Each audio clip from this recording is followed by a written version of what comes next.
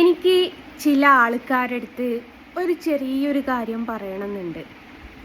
എനിക്ക് എന്ത് തന്നെ വന്നോട്ടെ, ഇവൻ ഒരു തലവേദന വന്നോട്ടെ, ഒന്നും വേണ്ട ഗൈസ്, ഒരു ലൂസ് മോഷൻ വന്നോട്ടെ, അപ്പോഴേക്കും പറയും എന്താണെന്നറിയോ, ദൈവം എനിക്ക് തന്ന പണിയാണ് എന്ന് പറയും. അപ്പോൾ അങ്ങനെ പറയുന്ന കുറച്ച് ആൾക്കാരുണ്ട് നിരന്തരമായിട്ട് എൻ്റെ എന്തൊരു കാര്യത്തെയും. കാരണം യൂട്യൂബ് ചാനൽ എന്ന് പറയുന്നൊരു സംഭവം ഞാൻ തുടങ്ങിയത് എൻ്റെ വിശേഷങ്ങൾ നിങ്ങളിലേക്ക് എത്തിക്കുക എന്നുള്ള ഒരൊറ്റ കാരണം കൊണ്ടാണ്. അപ്പം നമ്മളുടെ ചീത്തയായിട്ടും നല്ലതായിട്ടും ഒക്കെ ഉള്ള വശങ്ങൾ നമ്മളതിലൂടെ പ്രേക്ഷകർ കണ്ടോട്ടെ എന്ന് വിചാരിച്ചിട്ട് നമ്മൾ വീഡിയോസ് അപ്ലോഡ് ചെയ്യാറുണ്ട്. അപ്പോൾ ഈവൻ എനിക്ക് മൈഗ്രെയിനായിട്ട് ഹോസ്പിറ്റലിൽ പോയാൽ ഇപ്പുറത്ത് റിയാക്ഷൻ വീഡിയോ ചെയ്യുന്ന കുറേ മൊയന്തകളുണ്ട്. അതിലൊരു മൊയന്ത അവൾക്ക് ദൈവം കൊടുത്തിരിക്കുന്നുണ്ട് എന്ന് പറയും. അപ്പോൾ റീസെൻ്റ്ലി എൻ്റെ കണ്ണിന് നിങ്ങൾക്ക് കാണാൻ പറ്റുമല്ലോ, ഞാൻ മാങ്ങ ഒടിച്ചതാണ്. അപ്പം മാങ്ങ ഒടിച്ചപ്പം കൂടെയുള്ള മാങ്ങക്ക് ഞാൻ ഒടിച്ച മാങ്ങനെ ഒടിച്ചു കൊണ്ടുപോയത് അങ്ങ് ഇഷ്ടമായില്ല. എന്നോട് ദേഷ്യപ്പെട്ടു ദേവിയും തരുന്നതും എൻ്റെ മുഖത്ത്. അപ്പോൾ മാങ്ങക്ക് അറിയില്ല കേട്ടോ ഞാൻ സെലിബ്രിറ്റിയാണ് എന്നുള്ളത്, അത് വേറെ കാര്യം, മാങ്ങ അറിയാതെ ചെയ്തതാണ്. അപ്പോൾ ഇതും കൂടി ഇങ്ങോട്ട് വന്നപ്പോഴേക്കും ഇപ്പോഴേ അവൾക്ക് ദൈവം അറിഞ്ഞു കൊടുത്തിരിക്കുന്നു എന്ന് പറഞ്ഞു.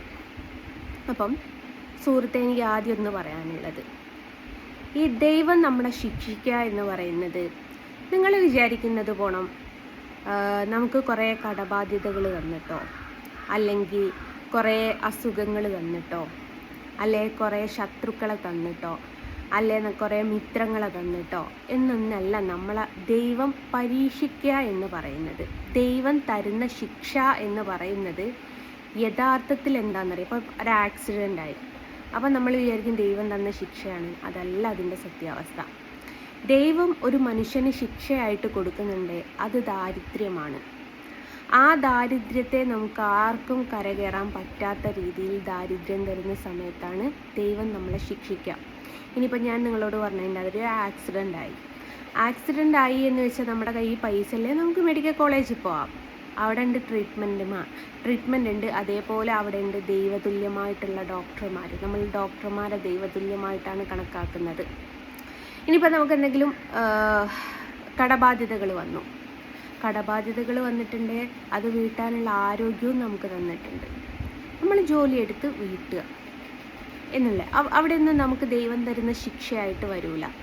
ദൈവത്തിന് ശിക്ഷിക്കുക എന്നുള്ള, ദൈവം അറിഞ്ഞ് ശിക്ഷിക്കുക എന്ന് പറയുന്നത് ദാരിദ്ര്യമാണ്. നമ്മൾ ഒരു നേരം പട്ടിണി കിടന്നാൽ നമുക്ക് ഓക്കെ, നമുക്കത് പറ്റും. രണ്ടാമത്തെ നേരം പട്ടിണി കിടന്നാൽ അഡ്ജസ്റ്റ് ചെയ്യും നമ്മൾ. മൂന്നാമത്തെ നേരം പട്ടിണി കിടക്കുകയാണെങ്കിൽ പൊന്നാര മക്കളെ, ആ ഒരവസ്ഥയെ നമുക്ക് നമ്മുടെ ജീവിതത്തിൽ എങ്ങനെയൊക്കെ തരണം ചെയ്താലും നമുക്കത് പറ്റില്ല.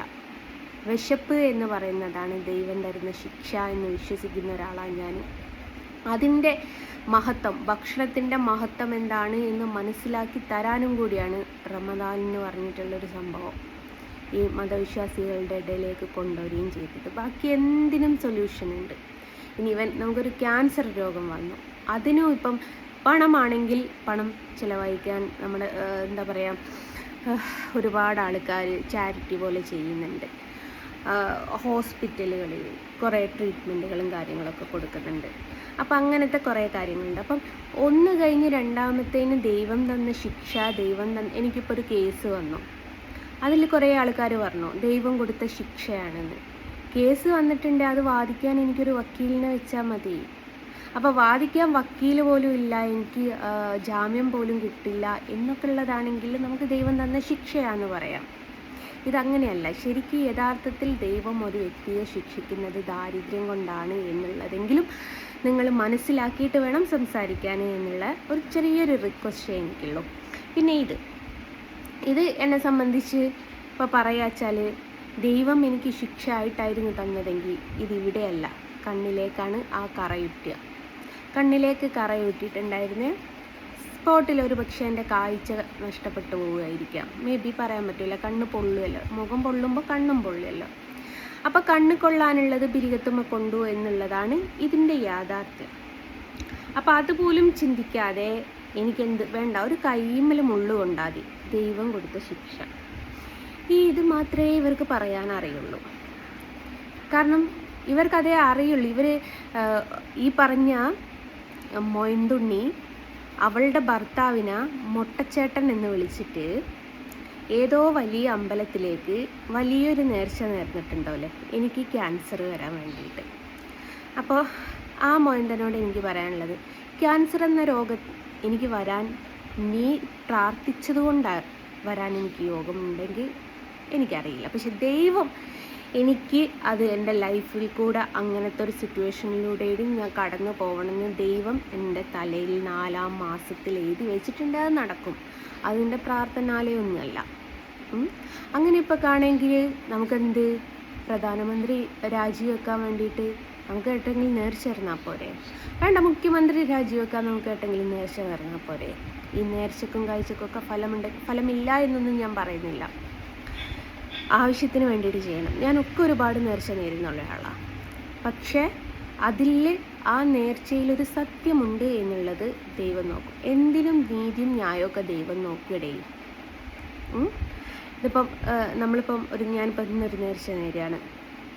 എനിക്ക് കണ്ണിന് ഭയങ്കര വേദന. ഈ വേദന മാറാൻ വേണ്ടിയിട്ട് ഞാനൊരു നേർച്ച നേരുന്നു.